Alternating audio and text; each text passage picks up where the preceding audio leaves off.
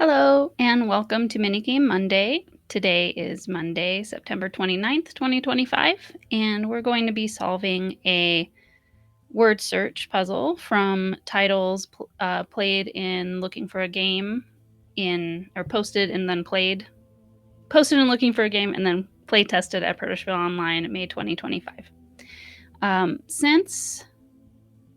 Let me get you the puzzle link and put it in the chat. But since word searches are kind of not very engaging to solve, I'm just staring at the screen.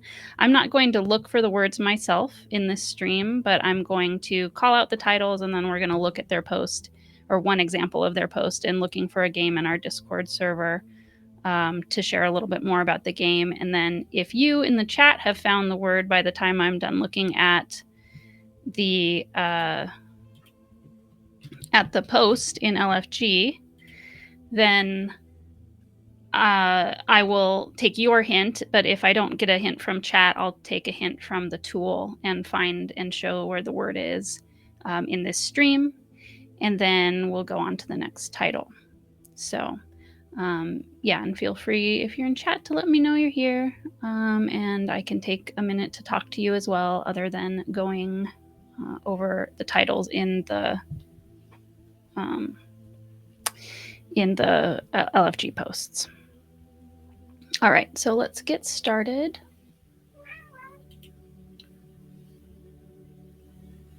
Oh, and let me move it over here. Okay. So the first one is Anti-Mander's Redistricting, actually board game, but that's such a long title that to keep this grid from having teeny tiny letters, we made the longest possible title a little shorter, and it's just Anti-Mander's Redistricting. But this one's from Grant Van Nostrand, and I think it's gone through a couple of different naming iterations. I think it's come back to more than one Protoshville Online, but I haven't gotten to place this one yet. Polyomino games are kind of my jam, so I think I would be interested in this one. I've got to make sure to try it the next time he brings it, but this is a longer-ish game, 75 minutes, but this also might be just a more honest 20 minutes to talk. A lot of people will post that they think, oh, we only need 5 minutes to talk, and it usually takes longer for everybody who played to talk about something. And so, yeah, 45 to 10, but like a 45-minute game. So, yeah. This one's looking for a publisher and also focusing on the idea of gerrymandering. So let's see where that one is in the grid. Along the side there. Well, that one was easy. I would have found that one immediately if I had actually looked for it myself. Let's go on to Draconian. This one's from Brooks Barber. This one I have gotten a chance to play test, and it's currently, at least in its early form, using a deck of, or like regular playing cards. It might not be a standard deck. It might be kind of a remixing of cards from the deck, or like two decks together or something like that. But this one is a game of like potentially shifting goals. Sort of, there's like 3 different goals you could be pursuing, and it's possible to change your mind. I think is it possible to change? I think you either get to pick what you think you'd like to do at the beginning, and you need to meet that goal, and it's like your choice instead of just dealt to you, or you can kind of change your mind in the middle. And of course, this is very early stage, and this is as it was tested in May 2025 at Protoshville Online, and now we're in September, so things probably could have changed about this game, especially games that are in early stage have a high likelihood of changing. There's Draconian. Let's go on to Duck Duck Wall. This one, was something that was made on the spur of the moment to actually fulfill a bingo square that I was looking to fill, and Zach just kind of whipped this up. Um, I, yeah, I think that actually this was an evolution of ice maze torture, something along those lines. Action retrieval, something, something. Um, and we played that game, and then we talked about how it could change, and then Duck Duck Wall was born. So this is a example of something that wasn't a game until Protospiel Online weekend started. It's a little bit more of like a jam. Um, but it says right here, it's probably not work, but it was. I think Zach meant to say for Heather to fill a bingo, but the game itself might not work. It actually, um, it it was an interesting experience. Like Ice Maze is like something where every time you move, you have to go as far as you can until you hit a wall, and so it was one of those kind of games. So that's why it's called Duck Duck Wall. There was a mechanic in this game where you could make the wall disappear.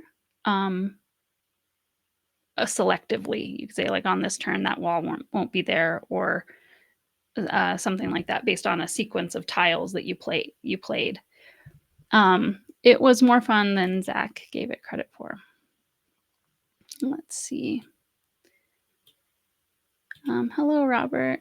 Oh, I'm sorry, I missed you saying exactly where it was. So actually, last 19 digits of pi gets credit for finding that one that the hint gave me. Okay, so um, there could be multiple Heathers, but I was the only one who needed to fill a bingo spot. Yeah.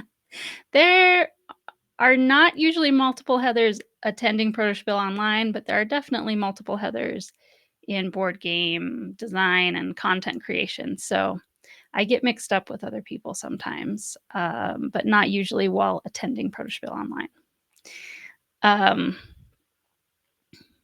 unless somebody just totally thinks that they're talking to a different Heather as they're talking to me, and they're associating me with stuff other Heathers have done. But anyway, all right. I don't see a clue for Duck Duck Wall, so let me get a hint. Ooh. Okay, having a hard. It's very touchy. I might have to zoom in actually. I was going okay with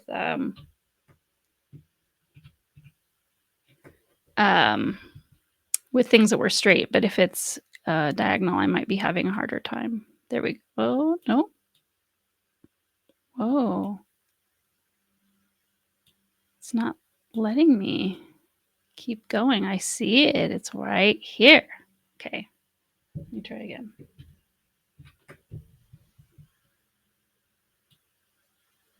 There we go. Oh my goodness. I keep thinking it's working. I've never had such a hard time with that.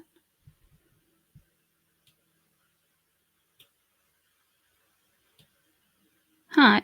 Actually, it seems like something's wrong with this. Oh, wow. I'm not used to part of the puzzle being like mousing skills, being really, really straight with drawing. Oh my gosh, with drawing your word. That's super frustrating. This is not a good user experience complaint. I have a user experience complaint. This is the absolute biggest I can get it. Wow. What is with that?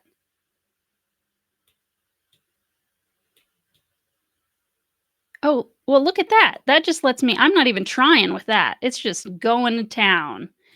Oh my goodness. Puzme is having a hard day today. Well, okay, wait. What if I just click? Wow. Well, look at that. That worked like I was not trying you know what worked? Was not trying to be right over the top. Right over the top of the letters. Just going to town, just going out super far away. I wonder if that would work. Um, I don't know. I'm gonna have to go on to the next one. Yes, technology. I have this, something between Will and I that, we share is a love of Star Trek. It wasn't really something I watched before I met Will, but he got me into it, like, early in our time dating, and it's something we continue to share together. And, there's a term called Worf lightning. So Worf is a character on The Next Generation, and he has a hard time with technology. Like, he'll walk up to a door and the door won't open for him when it will open for others. Or yeah, there's a picture of him getting shocked by a console on the ship. And I can never find the meme again, but it's Worf getting electrocuted and it says user experience. So, or Ermagerd user experience. So that was me just now. Okay, farmers market is from Mark Wilson. Um, Negotiation and trading game in which players will try to collect sets of fruits and vegetables for use, limiting their waste. This one was like a brand new one in May. I didn't get a chance to play it. It's a 3 to 6 game, 75-minute playthrough. That's interesting. I wonder if Mark will bring that one back. All right. So with no hints, I'm gonna go ahead and ask this for a hint. No hints from the audience. Yep.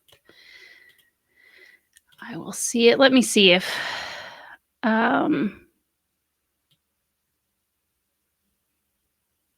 that's interesting. Okay, so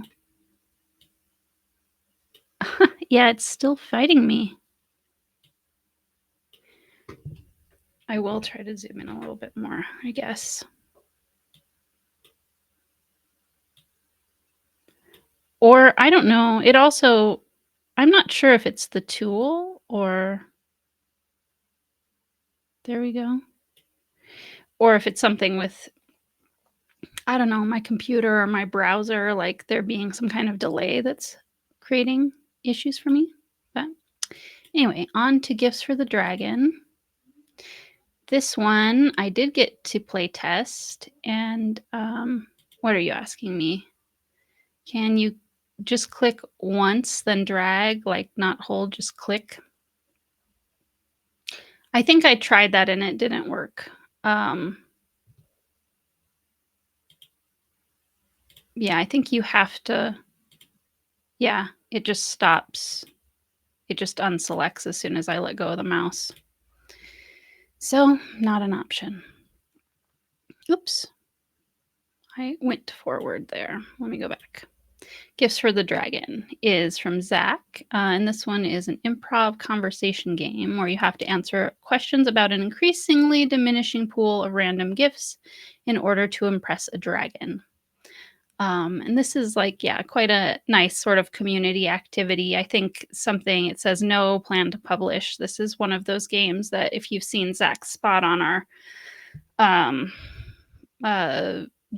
giveaway live stream when they came and talked about their experience with Protospiel, they said they like to they just like playing games with designers, making experiences for people that actually you probably will never get to play them outside of designer playtesting circles, Protospiel online, or maybe like other places where they play with designers online, like Break My Game. So yeah, this one I got to play, and that was a it's improv, which can be challenging for me, but I think that there was a lot of merit to it. You'd love to try this one. Yeah, I don't know if Zach brought it in August, but I think if they see requests going around for things, they're probably pretty likely to agree to um, pull it out. All right, let me get a hint. That one went fine. That one went fine. Oh, well, the up and down ones are going fine, and the sideways and diagonal. The ones that involve any kind of sideways, I guess, are troublesome. All right, on to homunculi. This was by Kane Spower, I think, um, is how that is pronounced. Kane and his dad came as a pair in May, so that they brought actually between the two of them, they had quite a few things in May, which was cool. This is a deck builder in which you are building homunculi to fight and kill monsters for research, for skills to improve your homunculus, and eventually conquer the world by killing your. well, well, that got out of hand.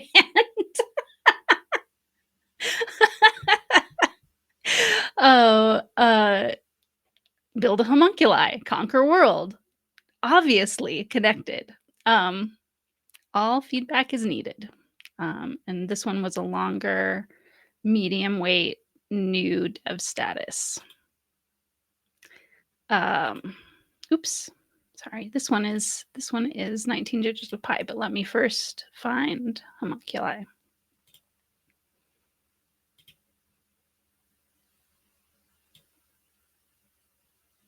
Okay. It's more forgiving now. Maybe the troubles are over. All right. For intrusion confusion, this one's from Croy, who was in the chat earlier. I don't know if they have anything more to say about their game, but this is one I have played a couple of times. What do you say? It's in the third column from the left. Oh, okay. You found it for me. All right. So I don't need to get a hint from the tool. Let me swing back up and put the link to the puzzle back up for the time being until there's something else in chat. Third column from the left. All right. Oops. If I click in, clicking anywhere in the screen makes it go forward. So I got to be careful about that. I give you spoilers that way. Yeah, this one is a logic and strategy based hidden trader game, moving face down tiles so that only some people looked into the right zone. Inspect people's 5 roll cards, 3 are true and 3 are false to know who to trust. Yeah, this one is one where both times I've played it, it's really, it has some good mechanics for allowing the trader to hide. The trader in the game that I played last really managed to throw shade on other people and get under the radar and ended up winning. And there's also a real, it's not just a matter of taking people's word for things, I guess, because there's some information that does get revealed and some that doesn't. And there's a logic puzzle that you're doing. It's about a hacker. Okay, third column from the left.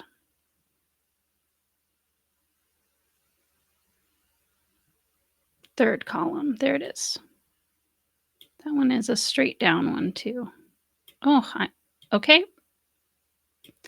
I take back what I said. Now straight up and down is giving me trouble. I don't know what that's all about. It's kind of... Oh, there we go. Huh. You'd think I'd never used this tool before, never used a mouse before. I've never had so much trouble with it. I'm not sure what that is.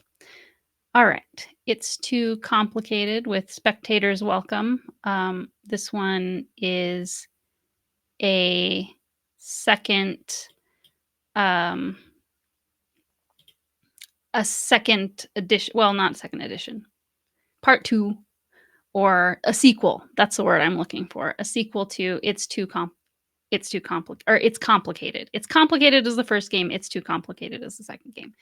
It's Complicated is just like 3 very simple games like Chutes and Ladders, super simplified chess, like simplified and kind of famous-ish games. Resource management, which is like one basic kind of thing you could do in a early Euro, and I can't remember off the top of, I think Poker Hand. Yeah. And basically you have to do all of those things to basically just do one simple thing in the middle, which is like claim squares. And um, then it's too complicated. It just says unpublishable as its description. But I have looked recently at the page on, and I hear Jack talk about this too quite a bit. The theme of this game at this point is that you're both game designers. It's a two-player game only. You're game designers. You're each kind of um, manipulating all kinds of different types of mechanical things on the board to see if you can get fill in bingo squares. And the point is just getting a bingo, but you have to do all of the stuff to get every bingo square. So, likely to take a long time. It's funny, it's complicated often. It was almost like a comedy piece in that it would take longer to learn how to play it than to play it because it was very easy to there were lots of ways to win in round 1, for the game to end before you'd even played very many turns, which just cracks me up. Especially well, when it's done on purpose, it cracks me up. Um All right, no hints for it's too complicated, so I will ask the tool. Okay. Oh my goodness.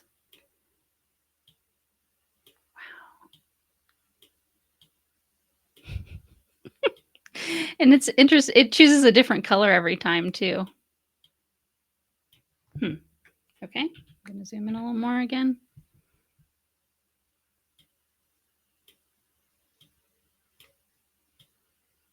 Okay, just wait. Okay, there. What? Okay. Oh my god. Okay, there we go. I got it. I feel like I'm playing a real Twitch video game right now, like where hand-eye coordination is is required. All right, the next one is King's Palace, and um, this one is one I haven't gotten a chance to play myself. Oh, but this one is from Croy, so you could maybe tell us a little bit more about it. But Avalon with an evil majority. Find the few good people you can trust without exposing the disguised king who knows all. And this one's co-designed with Raven 1207. And this was the first ever test in May, so I don't know. I know that it's featured in a few different puzzles for May, but I can't remember if it showed up again in August. I don't specifically remember seeing it posted while attending August, but no, things can go under the radar very easily. Let's see, it was a co-working with someone else, but they lost interest, so you have shelved it now. Well, that's too bad. Well, I mean, I don't know. It's not always too bad when a game gets shelved. Sometimes it's a good learning experience, and you can use something for the next game you want to make. Let's see. No hint for King's Palace, though. I'm trying to give you a second. I don't see one coming. So I will ask the tool. Oh, and you say you have 3 screen top slots and they're being used by other games. Yeah, that's fair. I mean, I guess that's one thing about having, like, going with having the free account and using those limits is it's like it kind of pushes you to focus on things. Pluses and minuses to focusing on only a few things. Sometimes it's fair to get burnt out on the same thing all the time and need a break from it. But if you have 3, you can cycle between them when you need a break from one.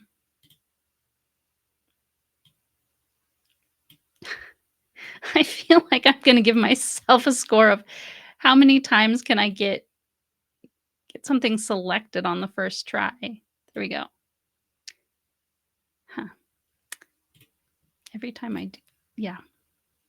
It's really bringing out a lot of commentary for me. All right, so this one says Cozy Kitchen, but Emily also has called it Not So Cozy Kitchen, or was calling it that in May, just to say current mechanics weren't as cozy as she was looking for. I'm not sure.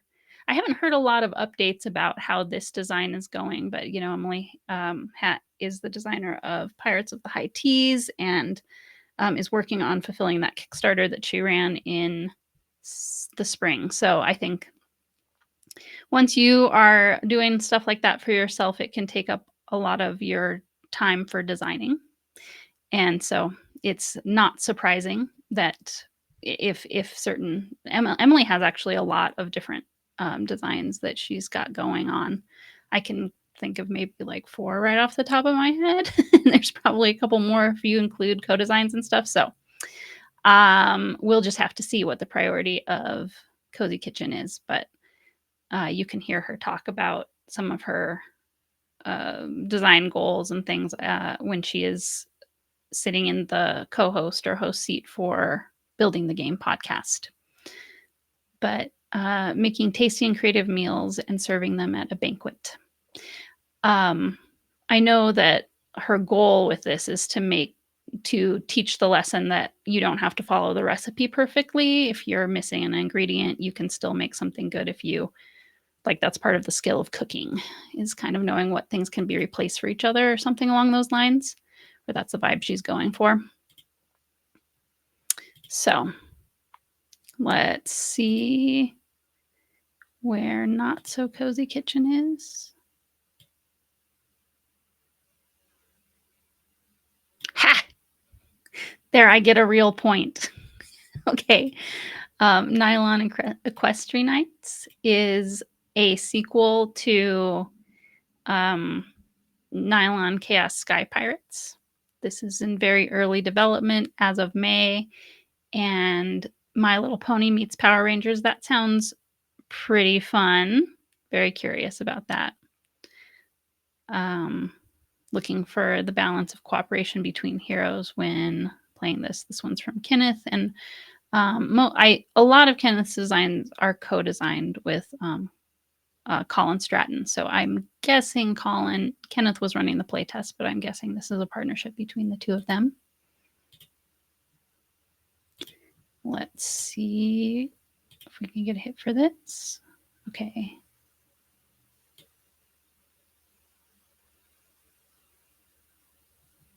Got it.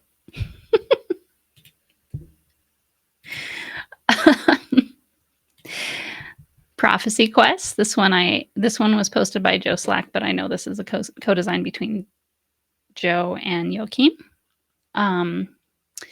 And I've gotten to play this one a couple of times. It's a JRPG-inspired competitive adventure game where the players travel around a map fighting monsters, using dice rolls, and doing quests to gain gold, items, and XP, and the first player to kill the final boss wins.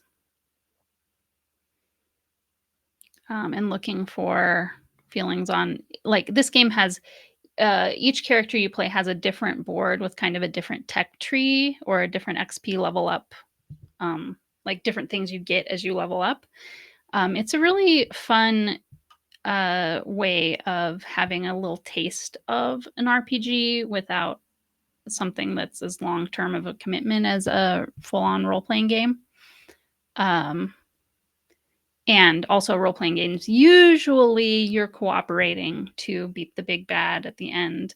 And in this game, you're just all individual heroes that are looking to be the one who actually gets to school emergency. All right. Well, I hope your emergency gets cleared up pretty easily. But thank you for lurking. And let's see the hint for Prophecy Quest. Yeah, so the whole point of this game is to have a game like this where it's competitive instead of cooperative, and it's kind of breaking the mold. Or I think that was the original idea or the reason they got started on that design. So there we go. Second try. Scry versus Scry is one of many names that might have been seen for the same game, also known as Actual Size May Vary, I believe. Not quite Yeah, I think. Yeah, because he's asking for he didn't explicitly say, I hope I'm not misspeaking, that this is, a possible title or theming for a pretty abstract game called Actual Size May Vary of placing hex tiles down.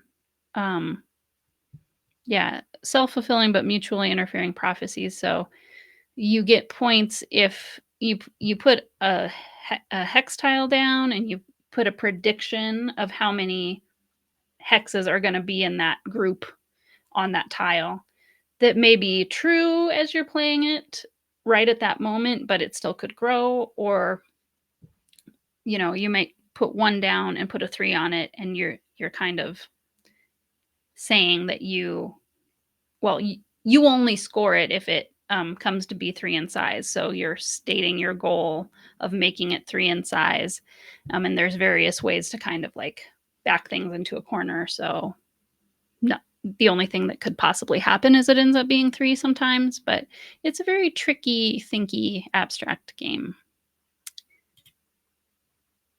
Two-player, or I have also played it four-player with teams in various iterations. I don't think we have a hint for Scry versus Scry, so let me get that. Okay. Got it. Sylvan Tactics is one that I didn't get to play, but I just sat in and watched a two-player game of it. Or I was kind of lurking while I was taking care of something for the convention, while two people were playing it. But this is an example of it's on Tabletopia, and there's a lot of like card twisting that you need to do as part of a mechanic in this game, and they made special drop zones to make that easier in Tabletopia. So it's got a really fancy, well thought out digital version. But Sylvan Tactics is a tactical card battling game that uses standard chessboard and pieces for positional strategy in addition to the cards. Mechanics will be familiar if you played Magic, Lorcana, Pokemon, TCG, etc. Two-player only. Let's see where that one is in the grid. Got it. I feel like I'm catching a fly every time I do this now. Okay. Welcome to Sussburg. This one I've played. I didn't play it in May. It's been longer ago, but it's a 2 to 4 social co-op deck builder where players become a group of young friends protecting their town from supernatural foes that besiege it. Choose one of four unique characters: athlete, artist, musician, or inventor. And and it's very like they're monsters, but they're very cute monsters. I don't know. Is one of them like an evil toaster? Like random things like that. If it's not that, that's at least the vibe. And I think that this one is. It says nearing completion. I think this one is hoping to self-publish and go to Kickstarter relatively soon. So we'll have to keep our eye out for that. That's from Rick Wiltsey. No hints, so I will get a hint from the tool. Okay, that one pretty straightforward. And zoography is the last one. This one is from Caitlin Green, and one that I've play tested a long time ago. This one has been in development for some time, but the pitch for it as it stands now is Autumndale Bay has asked you to design a new zoo, lay out the zoo's habitats, pick the perfect diversity of animals, build attractions, and bring in visitors. If you build the best zoo, you win. So it's and I would say too, like there's a lot of games themed like this. Like there's like Zoo Loretto and Barron Park and New York Zoo and Ark Nova, all doing it in a different way. This one is a tile laying game that I feel like it really feels like you're building a zoo, like you're building the layout of a really and you can see the cool zoo and, like, the paths being formed. Last time I play tested anyway, it was like this where, um, Barren Park is pretty abstracted. I've actually been playing that a lot lately. A lot of these other ones, they're pretty abstracted, and what you look down on the table and see Barron Park kinda looks like an actual zoo, but it's, like, the closest, I would say, to any of these, and this one is more like that, where the art on the tiles really, like, looks like a zoo that you got to build. So I'm really excited for this one when it's coming out hopefully soon. It's in final testing, and the goal is to bring it to crowdfunding. I don't know about Kickstarter, maybe GameFound. I'm not sure what, Caitlin is gonna go with. Trio, Zoography. Ah, I almost had it. Oh, no. Got it. Oh my gosh. Well, that was hard fought. Um, Thank you for your hints and your chatting with me, audience. And I can tell you the next, let me look ahead for next week. The next puzzle will be a jigsaw puzzle, part 2 of that series of puzzles, the jigsaw series. And other than that, I'll just say, yep, join us in Discord for community chat and stuff until next time. And we'll see you next week at 1 p.m. Eastern for Minigame Monday. Bye.